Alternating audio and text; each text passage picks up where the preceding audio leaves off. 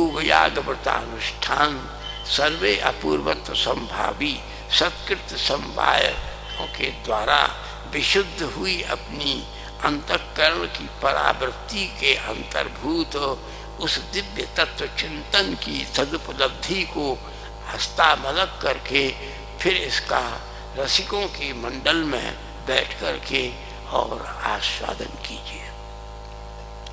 यह आस्वाद्य है, परिवेद्य है, गेय है। इसको विषयों को तो कहने का, सुनने का, इसकी चर्चा करने का, इस पर कुछ अपने तर्कारोपित करने का कोई अधिकार ही नहीं है। ये योगींद्र दुर्लभ गतिर मधुसूदनस्य। श्री कृष्ण की लीलाएं इतनी कठिन, इतनी जटिल, इतनी गहन, इतनी गंभीर हैं कि तत्ववादी भी विमोहयंती। बड़े बड़े तत्वज्ञानियों को भी विमोह उत्पन्न हो जाता है। और हमको यहाँ कुछ रासलीला के ही सुगंभीर विषय की चर्चा करने का इंगित हुआ है। तो पहले ही उसमें कहते हैं भगवान अपि तारात्रि ही शरदुत्फुल्ल मल्लिकाः वीक्षरन्तुं मनश्चक्रे योग मायामुपाश्रितः। ये श्लोक बहुत गंभीर। रासलीला को अब हम अवश्य व्रत हो गए हैं, रुग्ण भी हैं, दुर्बल भी हैं, तथापि जैसे सद्यो बल कर पयः, दूध तुरंत बल का संचार करता है।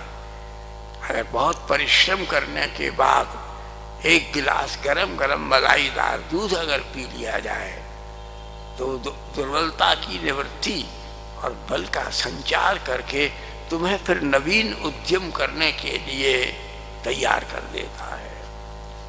उसी प्रकार से ये भगवान की कथा यही इतना बल प्रदान करती है कि महात्मा कह सकते हैं और दूसरे महात्मा विनम्र होकर के आम्र मधुर इस माधुर्य सुधा का प्रमादून माद विवाद अवसाद विषाद आदि आरोपों से निवृत्त होकर के, निमग्न होकर के आस्वादन कर सकते हैं। ये आस्वाद्य है, न तो कथ्य है। ये डिबेट का विषय नहीं है, आर्ग्यूमेंट का विषय नहीं है।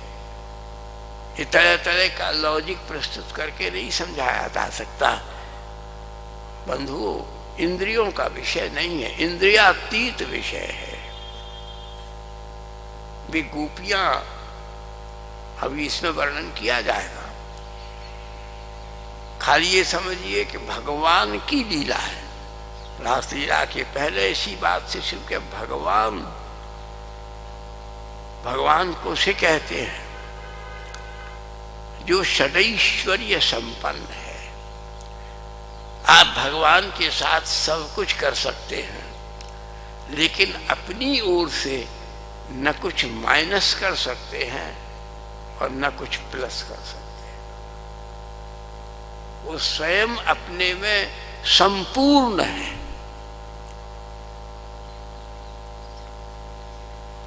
एक एक कण, एक एक क्रिया, एक एक नख से लेकर के शिख पर्यंत भगवान की एक एक जो लीला है उसे केवल उन्हीं की कृपा से मुमकिन हो सकता है कि दीर्घकालीन साधना के परिणाम से उसके किसी रसकण का आस्वादन सुयोग और सौभाग्य आपको प्राप्त हो जाए। अन्यथा अपने पुरुषार्थ से भगवान ने ये लीला क्यों की? क्योंकि और किसी दूसरे की इस लीला को करने की सामर्थ्य नहीं थी।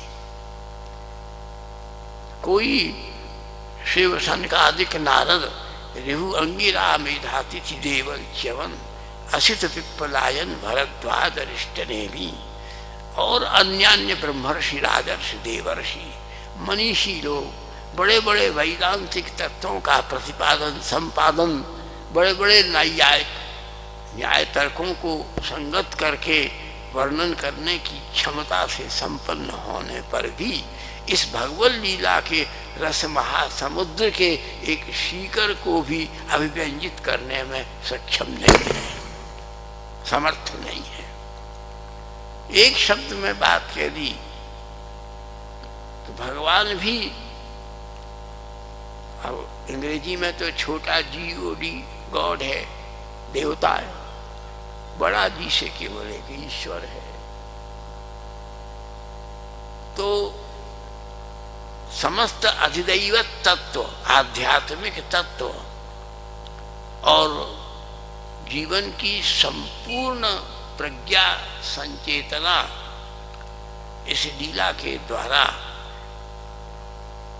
क्योंकि श्रीमद् भागवत के विषय में एक भ्रम है, ये पुराण नहीं है। पुराण है भी,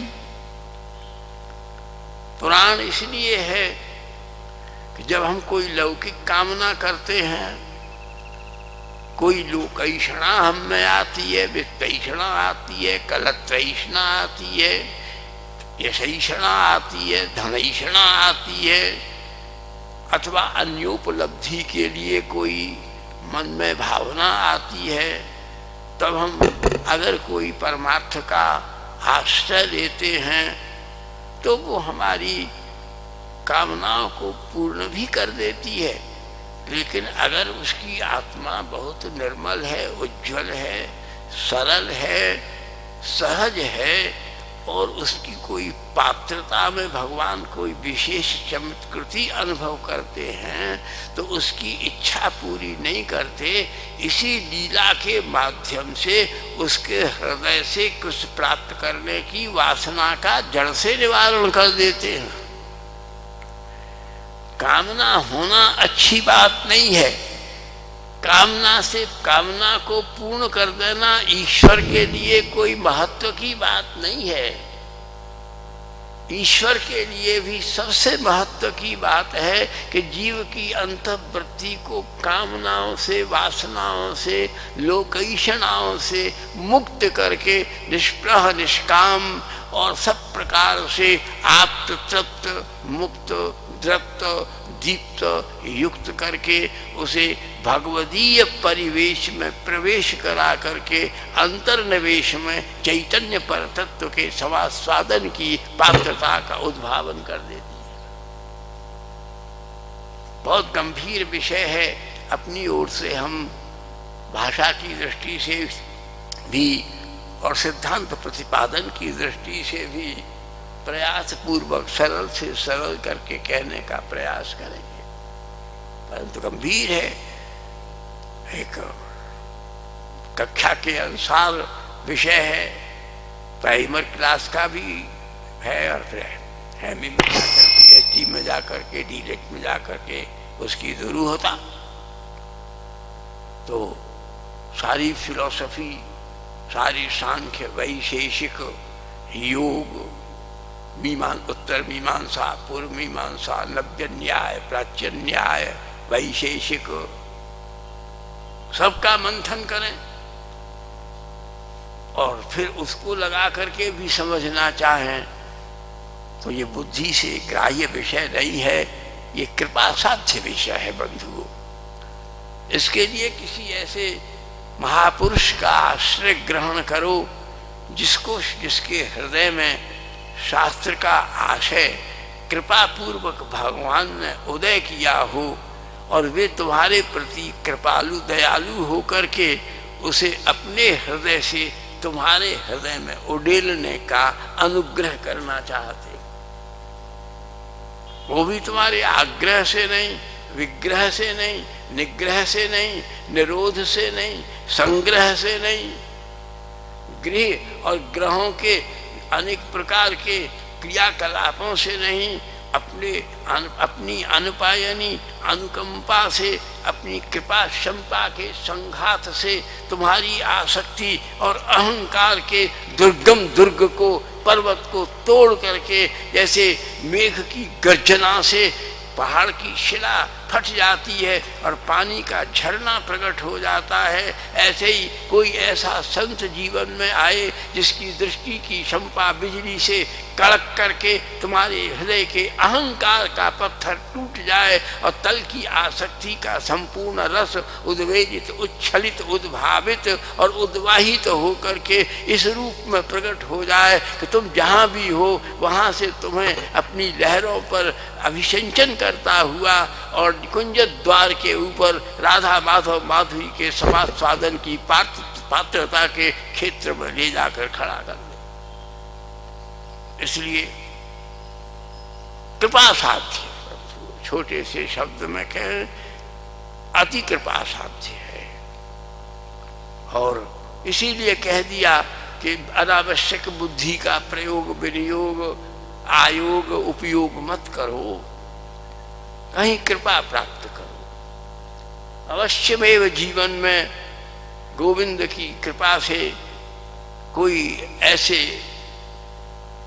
महात्मा कभी आ सकते हैं जैसे एक स्त्री के कटाक्ष से विकृति उत्पन्न हो जाती है, धनी की मुस्कान से अर्थ के प्रति सुलभता का एक इंगित प्राप्त हो जाता है, माता पिता प्रभृति के द्वारा जैसे एक स्नेहिल भावना का उदय हो जाता है, ऐसे ही कोई ऐसे महापुरुष जीवन में आए जिनकी कृपा दृष्टि से अंतःकरण के वज्र को तोड़ करके तुम्हारे भीतर से वह दिव्य पात्रता का स्रोत उत्पन्न हो जाए, जिसमें तुम्हारी संपूर्ण कलमश, किलबिश, कलुष और क्लेश सब बह करके निकल जाए, काम बह जाए, क्रोध बह जाए, लोभ बह जाए, मोह बह जाए, अहंकार मद बह जाए और आसक्ति बह जाए, गिला ग्लानी बह जाए और सब प्रकार से असद की निवृत्ति होकर के विशुद्ध सत और सत्य जो है वो उदित होकर के और तुम्हारे जीवन में रस को ओतप्रोत कर दे। ये बात हम बड़ी विनम्रता से इसलिए कह रहे हैं कि इस लीला को, इस संदर्भ को लेकर के अनर्गल बातें होती हैं, कोई आक्षेप विक्षेप की बात नहीं। ये तो एकांत में अंतःकरण में बैठ करके केवल निरंतर आत्ममनन, आत्मचिंतन और संत जनों के श्रवण का सुंदर सहयोग, सुयोग, योगायोग जिनके जीवन में बना है, उनको इस अनुभूति की अब उपलब्धि हो जाती है। तो ये भगवान की लीला है, अनुकरण नहीं हो सकता। हम एक एक शब्द जो है वो जो उसमें नहीं कह रहे, अनुकरण नहीं हो सकता, अनुसरण नहीं हो सकता। इसका केवल बहुत कृपा हो जाए तो कोई कोई महान भाव को आस्वादन हो जाता है और फिर वो संसार का नहीं रहता। इसीलिए शास्त्र ने एक बात कहा, आपको एक अद्भुत श्लोक सुनाते हैं। आप यहाँ सब लोग पधारे हो, गिरिराज जी में आए हो, तो कोई अब गुरु बड़ी सखी है तो कोई अपना विशेष स्नेह पात्र छात्र हो, शिष्य हो, तो उससे पूछेंगे को कहाँ जा रहे हो, बोले कथा है गिरिराज जी में जा रहे हैं।